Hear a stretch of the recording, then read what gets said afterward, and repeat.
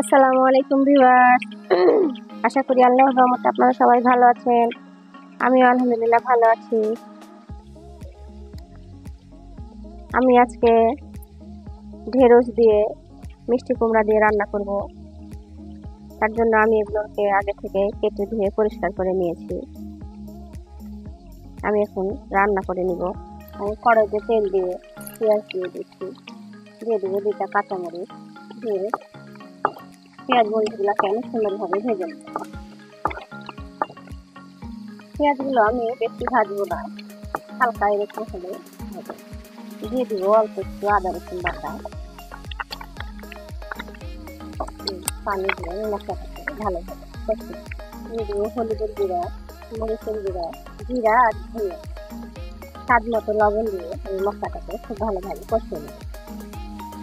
মশলাটা আমার কষানো হয়ে গেছে, এখন আমি দিয়ে দিব তরকারি, দিয়ে খুব ভালোভাবে কষিয়ে নেব।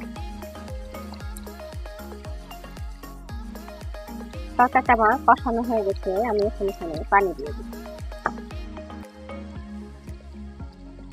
পানি দিয়ে আমি তরকারিটাকে ঢেকে দেব। তরকারিটা আমি একবার শুধু একটু নেড়ে দিয়েছি।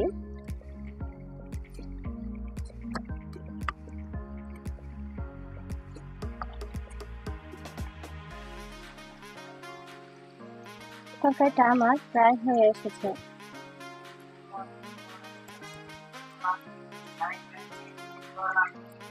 আমি তরকারিটা এরকমই রাখবো, এভাবেই নামিয়ে দেব।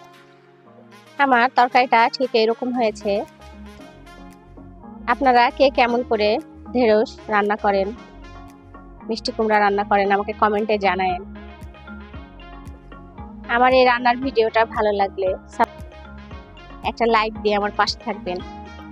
ভালো থাকবেন, সুস্থ থাকবেন সবাই। আল্লাহ হাফেজ।